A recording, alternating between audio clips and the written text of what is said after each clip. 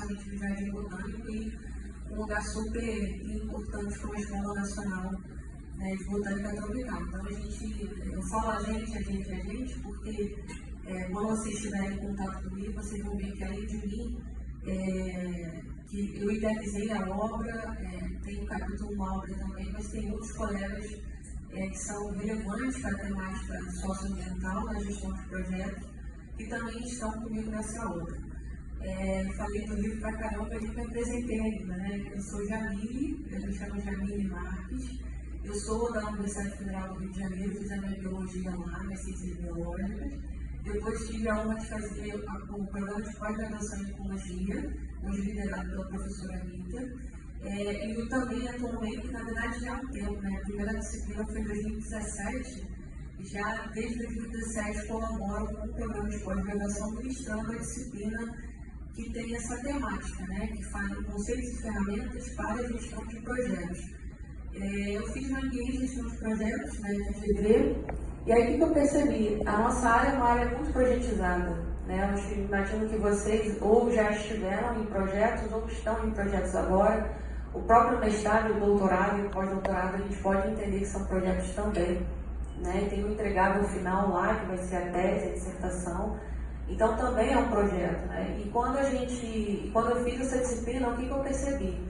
Eu percebi uma lacuna muito grande de vínculo entre esses dois universos, né? Entre o universo da gestão de projetos, e quando você vai nas livrarias e procura livros, você vê muitos livros que são dedicados a falar em projetos de engenharia civil, projetos de TI, e eu queria exemplos da nossa área, eu queria exemplos de repente, sei lá, um projeto de reintrodução de espécie, um projeto de catalogar uma espécie nova, alguma coisa, e eu não achava nada. Então eram sempre exemplos de outros universos que não o nosso. E aí eu continuei essa busca por procurar, e aí eu tive um insight um dia, eu falei assim, bom, já que eu não acho esse livro que faz essa conexão, eu vou escrever esse livro. Me deu assim essa ideia, então eu vou escrever esse livro. E foi muito em função da disciplina que eu passei a ministrar no PPGE, que eu fui vendo realmente através da fala dos alunos que aquilo que eu dizia fazia sentido, porque quando eu comecei a ministrar a disciplina, eu tinha também exemplos que não eram exatamente exemplos da nossa área, exceto aqueles que eu tinha vivido, que eu na minha cabeça ficava fazendo até com a SAP ali, entre o que eu já tinha vivido no programa na UFRJ, eu digo que eu ainda sou, porque eu não me desconecto de uma maneira ou outra, do laboratório de imunologia, meu professor, o professor Reinaldo, meu orientador do mestrado, e eu já desde então, da iniciação científica, trabalhava num projeto que se chamava Projeto Pólen. Então, desde essa época, PIBIC, né, iniciação científica, eu já trabalhava em projetos.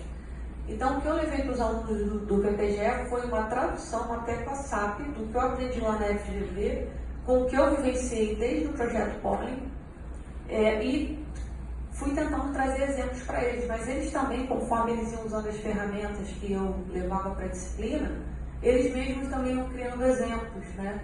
E eu falei, esse livro mais do que nunca faz muito sentido.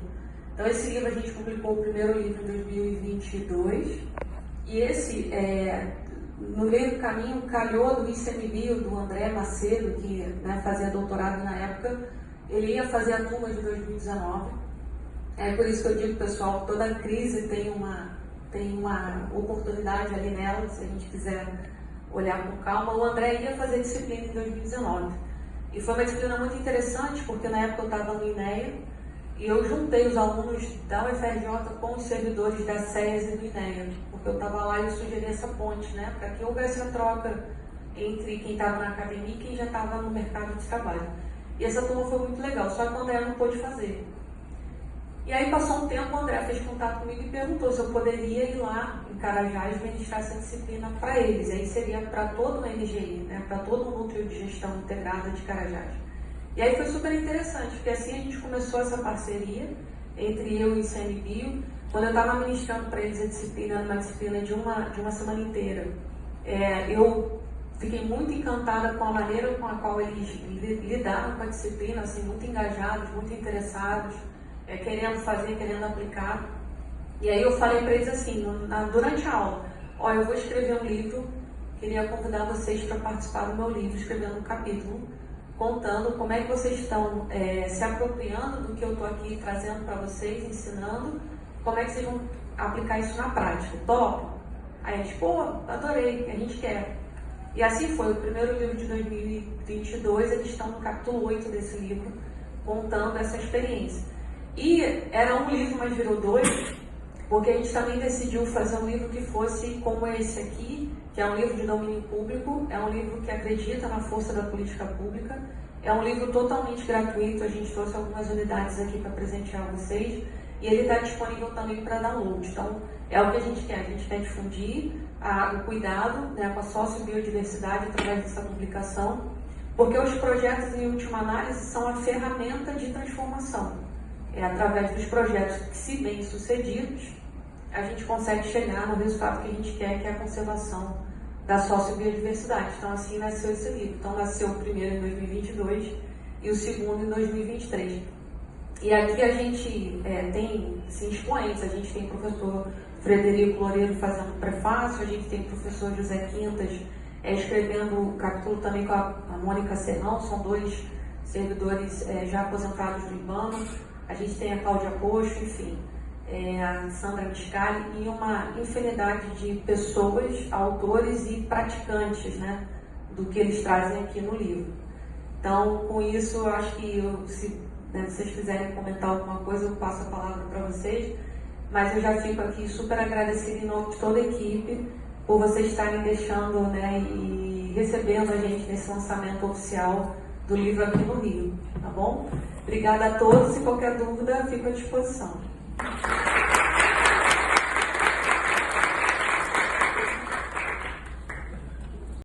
Das ferramentas na vivência da engenharia. Eu conheço bem lá, eu também tenho um projeto lá, né? E realmente sei o que você está falando, porque eles são extremamente engajados, extremamente interessados em aplicar o máximo possível de conhecimento na gestão lá, que é uma gestão de conflitos muito complexa, né? Então, fala um pouquinho dessa experiência. Obrigada pela pergunta, professora. Foi interessante porque teve um desafio a mais para eles, que assim que eu fui para Carajás, iniciei a disciplina e voltei, entrou a pandemia, entrou o lockdown. Então eles tiveram que se apropriar, praticar durante a pandemia. Então, por exemplo, eu mostrei para eles todo um cardápio de possibilidades de modelos de gestão de projetos. Existem vários modelos, inclusive a gente debate lá na disciplina do PPGE. E aí, um deles, por exemplo, que é o modelo ágil de gestão de projetos, tem uma forma de gerenciamento desse modelo que é o Scrum, onde a gente fala em gestão ágil de projetos. Então, o Scrum, por exemplo, eles adotaram o Scrum, a gente começou com 2 projetos piloto, um era sobre agroextrativismo e outro era o projeto Sala Verde. Então, a gente adotou o Scrum para eles aplicarem nesses 2 projetos, que é uma maneira de gestão ágil de projetos. E a partir dessas 2 experiências, desses 2 pilotos, eles foram se apropriando. Depois disso, eles também começaram a usar e usam até hoje um outro treinamento que eu ensinei para eles, ainda teve esse detalhe, né? Depois dessa 1 semana juntos lá, eu continuei com eles fazendo essa mentoria online, o que a gente chama de Agile Coaching, né? Que é esse coaching para você conseguir implementar a agilidade mais fácil nas instituições. Então, eu fiz isso com eles online. E aí, por exemplo, o planejamento estratégico deles, anual, sempre fazia. Mas eles faziam usando outros mecanismos. E aí eu ensinei para eles uma forma de fazer o planejamento estratégico que é ágil, que a gente chama de OKR, que é o Objetivo de Resultado-Chave, né? O Passive Application. E essa ideia de planejamento estratégico ágil veio da Intel, se popularizou no Google, e é uma maneira de você definir objetivos e resultados-chave. Então, assim, por exemplo, eles lá têm o plano estratégico de Carajás que tem um horizonte de 5 anos. Então, o desafio que o André trouxe assim, como é que a gente consegue conectar algo que está no horizonte de 5 anos para o dia a dia do servidor? Ou seja, quando o funcionário chega na casa, aquele e-mail que ele vai mandar tem a ver com algo que vai acontecer ou se concretizar daqui a 2 anos, 3 anos, 5 anos. E aí, como ele me trouxe essa preocupação, eu respondi mostrando para eles o objetivo do resultado-chave, que é essa maneira de fazer planejamento estratégico. E eles adotaram isso. No livro a gente conta essa experiência e eles se reúnem, planejam um ano, desde então eles vêm fazendo isso, E trimestralmente eles se reúnem para fazer esse balanço de quais objetivos eles alcançaram, quais resultados eles alcançaram e replanejar o ano. Então, assim, o próprio planejamento estratégico do ICMBio hoje, no NGI Carajás, é feito com base, né, em uma das ferramentas e um dos métodos que eles aprenderam comigo, que é o Objetivo de Resultado-Chave. Né? OKR, Objectives and Key Results, né, OKR, né, então, isso é um dos exemplos. Né? Eles também implementaram uma outra ferramenta. A gente começou usando o MS Project, que é uma ferramenta de gestão de cronograma. Eles preferiram migrar para uma outra, que chama Shortcut. E todo esse planejamento estratégico está já na plataforma e eles fazem um acompanhamento disso. Ou seja, além do planejamento estratégico, eles colocaram isso numa plataforma digital que torna fácil esse acompanhamento, né? Torna mais fácil a observância com relação a quanto eles estão sendo fidedignos e aderentes ao planejamento traçado, né, para o ano. Exatamente. Então,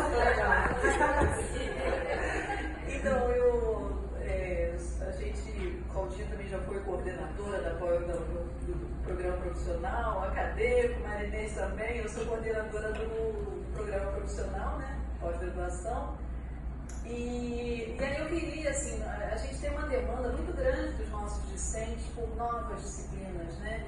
Seja porque, assim, a nossa grade às vezes não consegue englobar tudo, seja porque às vezes chega uma turma que tem uma demanda específica e eles trazem isso, né, Claudinha, pra gente. E então a gente trabalha para poder ver se a gente consegue ofertar mais disciplinas, né? Então isso é uma coisa assim meio de formiguinha, vem por demanda, mas vem também por essa nossa necessidade, né, nesse aspecto de formar, né, os gestores, as pessoas todas que estão aqui, que buscam a pós-graduação. E aí eu queria que se você pudesse contar um pouquinho o que foi essa disciplina e se você acha que tem essa possibilidade de ter essa disciplina ofertada aqui. Então, assim, as disciplinas novas, a gente tem todo um processo para elas serem implementadas, desde o preenchimento de um formulário até a submissão à Câmara da Pós-Graduação, e entra como tópicos especiais. Então, entra como tópicos especiais, a gente tem os 2 programas, então se tem aderência às vezes nos 2 programas, você pode mandar para os 2 programas, pós-graduação, acadêmico profissional. Isso tem sido uma estratégia boa de trabalho também entre os 2 programas. Mas, assim, como eu vejo isso muito com esse perfil mais dos nossos alunos do profissional, eu queria que você pudesse contar um pouco e dizer se você acha que é viável de você ofertar essa disciplina aqui, que aí a gente tenta construir um caminho para poder fazer isso. Claro, eu te agradeço, viu, professora, pelo convite. Seria um prazer estar com vocês. Seria um prazer, já digo que sim, já de antemão, já digo que sim, seria interessante para mim também. A gente sabe que acho que a melhor forma de aprender é ensinar, né? Porque quando a gente está ali tentando transmitir uma informação, né, debater um conceito, a gente aprende. Então, para mim também, pessoalmente e profissionalmente, é sempre um momento de ganho. Então, já te agradeço. E acho que sim, acho que faz sentido para cá também. O feedback da professora Rita está aqui, né, professora, que a gente tem tido dos alunos da pós é bem positivo. Eu trago para eles muito também essa discussão do mercado de trabalho. Hoje eu estou posicionada numa empresa, sou gerente de projeto sênior nessa empresa, é uma empresa multinacional. Já tive experiência também com o setor, né, no SES e no INEA, no setor público. Então eu consigo trazer para os alunos essa troca, né? Que já teve situações em que de repente o aluno ainda não tinha experimentado o mercado fora, né, do universo da universidade. Então eu tento trazer sempre, e eu acho interessante, lá no meu MBA, por exemplo, da FGV, tinha pessoas de diferentes formações, engenheiro civil, dentista, tinha uma misturada danada. Eu sempre trago para o nosso mundo, porque eu acho que a mim não faz sentido ficar falando de projetos de TI, de engenharia, porque eu sei que tem outros profissionais mais competentes do que eu para falar sobre isso. Então eu sempre tento trazer para o nosso mundo. E tem sido bom, os alunos têm gostado, e eu acho que para cá faz sentido também, porque eu sempre tento fazer essa conexão, né? E como começou a nossa pós-graduação lá, essa disciplina na pós, eu devo muito ao professor Vinícius Fajala também, porque na época eu era do laboratório, tinha recém saído do laboratório de Lean, assim oficialmente, né, digamos, e quando eu fiz o MBA e voltei, eu falei, na época o Vinícius era o coordenador da pós, eu falei, Vinícius, lembra que eu tinha dado um treinamento para o laboratório de MS Project, que é esse software de gestão de projetos, eu tinha feito isso no âmbito de um outro projeto que eu gerenciei lá dentro do laboratório, né, que era lá no Porto do Açul, da USX. Aí eu voltei e falei, professor Vinícius, olha, o que você acha de eu voltar e dar de novo esse curso? Na disciplina eu vou falando da gestão de projetos desde a sua concepção, né? Ou seja, o momento que você faz uma análise financeira para entender se aquele projeto deve seguir em frente ou não, até a parte da execução e até o seu encerramento. Então, em 2 dias a gente passa por toda a vida útil de um projeto, né? Desde a sua ideia inicial, da sua execução e do seu encerramento, falando de ferramentas e de conceitos. É muito interessante, o nome da disciplina ficou grande, mas ele é importante, porque uma coisa sem a outra não funciona, né? Se a gente só souber conceito e não levantar e não for para ação, né, a gente vai saber um monte de conceito, tá, mas e daí, né? Mas também se a gente for usando a ferramenta de qualquer maneira, a gente vai usar martelo para apertar parafuso, né? Então, por isso que o nome ele é importante. Essa força das duas, né, andando juntas, o conceito e a ferramenta. Né? Então, eu acho que isso também seria importante aqui para os alunos, eu acho que teria uma boa aceitação. Oi? No PPGE é conceitos e ferramentas para o gerenciamento de projetos. Eu quase botei socioambientais ali, porque né, mas eu falei, gente, tá ficando o nome de rei, né? Essa aqui, deixa assim, então. Oi. Desculpa, não consegui. A do PPGE começa daqui a 2 dias, começa no dia 19 e 20. Aí a gente vai combinar direitinho. A gente vai combinar.